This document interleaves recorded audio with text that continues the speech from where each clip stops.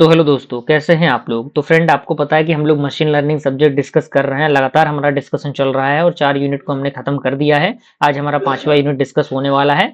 तो ये वीडियो काफी इंटरेस्टिंग रहने वाला है, आप बने रहिएगा। साथ ही साथ अगर आपने प्लेलिस्ट को एक्सेस नहीं किया है तो सबसे पहले आप प्लेलिस्ट को एक्सेस करके उनको सेव करके रख लीजिएगा, और जो भी नोट्स के माध्यम से चीजें प्रोवाइड की जा रही है उनको एक्सेस करिए, उनको पढ़िए। और इस वीडियो को लाइक करके एक प्यारा सा कमेंट करिएगा ताकि मुझे भी मोटिवेशन मिल सके और बेहतर से बेहतरीन कंटेंट मैं आप तक प्रोवाइड कर सकूं। यूनिट नंबर 5 का पूरा सिलेबस आपके इंटरफेस पे नजर आ रहा है। आइए बारी बारी से टॉपिक को समझते हैं। सबसे पहला टॉपिक आपका है support vector machine. Directly examination में ये पूछे जाते हैं। तो कह रहा है कि सपोर्ट वेक्टर मशीन, जिसे हम लोग शॉर्ट में एसवीएम कहते हैं, is a supervised learning algorithm used for classification and regression. यानी एक प्रकार का सुपरवाइज्ड लर्निंग एल्गोरिथम होता है जिनका हम यूज करते हैं क्लासिफिकेशन एंड रिग्रेशन के लिए। की आइडिया दिया गया है, it is used to find the hyperplane that separate the data into the different classes with the maximum margin. यानी ये क्या करता है, फाइंड करता है हाइपरप्लेन को जो सेपरेट करता है डेटा को अलग अलग क्लासेस के द्वारा एक मैक्सिमम मार्जिन के साथ। ठीक है। इंपॉर्टेंट कंसेप्ट की बात करें तो हाइपरप्लेन जो कि डिसीजन बाउंड्री होता है, मार्जिन जो डिस्टेंस होता है between the hyperplane and the nearest point, support vector data point closest to the boundary. Type की बात करें तो linear SVM, non linear SVM आता है, कर्नल फंक्शन जिसके अंदर लीनियर पॉलिनोमियल आरबीएफ आता है। एडवांटेज, ये बेहतर काम करता है in the high dimensional data and ये इफेक्टिव होता है for the small data set. अगला हमारा आता है बेसियन लर्निंग। क्या होता है भाई बेसियन लर्निंग, तो ये बेस्ड होता है प्रोबेबिलिटी थ्योरी पे, और इसका फॉर्मूला दिया गया पी ऑफ एच और D is equal to P of D H into P of H upon P of D. जहाँ पे ये क्या आपका पोस्टीरियर प्रोबेबिलिटी है, ये आपका लाइकलीहुड है, ये आपका प्रायर है, ये आपका एविडेंस है। एग्जाम्पल की बात करें तो इसके अंदर नेबेस क्लासिफायर। एजम्पशंस की बात करें, features are independent of each other, यानी फीचर्स जो होंगे वो इंडिपेंडेंट होंगे एक दूसरे के साथ। एडवांटेज ये कि ये फास्ट एंड सिंपल होता है, ये बेहतर काम करता है टेक्स्ट डेटा के साथ। अगला हमारा आता है application of machine learning. Machine learning के अंदर एप्लीकेशन क्या क्या है, तो इसके अंदर कंप्यूटर विजन आता है।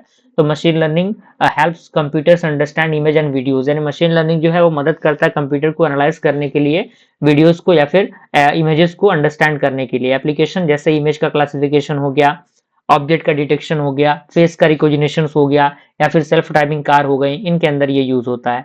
एल्गोरिथम कौन कौन से यूज होते हैं भाई, तो इसके अंदर CNN and support vector machine use होता है। दूसरा हमारा आता है स्पीच प्रोसेसिंग।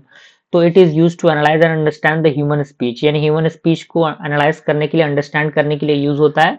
कहाँ पे यूज होता है भाई, तो speech recognition just like voice assistants, Google, Alexa, Siri, आपने देखा होगा इसको।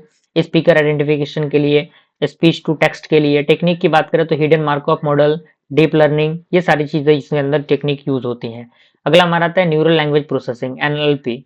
ये डील करता है टेक्स्ट एंड लैंग्वेज अंडरस्टैंडिंग के साथ। एप्लीकेशन की बात करें तो चैटबॉट के अंदर, मशीन लर्निंग ट्रांसलेशन के अंदर, सेंटिमेंट एनालिसिस के अंदर, टेक्स्ट समराइजेशन के अंदर। कौन कौन सा एल्गोरिथम इसके अंदर यूज होते हैं भाई, तो नेबेस होता है, आरएनएन यूज होता है, एलएसटीएम यूज होता है, ट्रांसफॉर्मर्स यूज होते हैं। ये चीजें हैं और इन सारी चीजों को हमने डिस्कस किया ही हुआ है।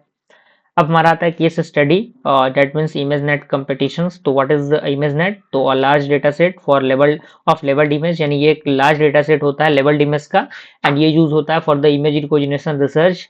And image net large scale visual recognition challenges की ब्रेक थ्रू की बात करें तो in 2012 deep learning model Alex net रिवोलाइज्ड vision, यानी 2012 में इसको जो है वो कह सकते हैं कि इसको मॉडल किया गया था, इसको तैयार किया गया था, ब्रेक थ्रू आया था इसके अंदर। इम्पैक्ट ये था कि it reduce the error rate drastically and boosted use of deep learning and the CNN and lead to modern AI system just like autonomous driving, medical imaging. And why it is important, so it is important for benchmark for data computer vision and push the research in AI। ठीक है, तो इस तरीके से हमने क्या किया, आज हमने फाइनली मशीन लर्निंग सब्जेक्ट को कंप्लीट किया। और आपने किस पॉइंट ऑफ व्यू से चीजों को कंप्लीट किया वो आप पे डिपेंड करता है। मेरा काम था चीजों को प्रोवाइड करना और मैंने एज इट इज चीजों को प्रोवाइड किया।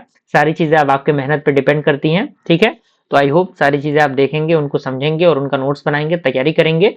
ओके, और प्रैक्टिस करते रहिएगा, रिवीजन करते रहिएगा, बहुत जरूरी है वो चीजें। तो मिलते हैं फ्रेंड्स अगले वीडियो में, तब तक के लिए थैंक यू।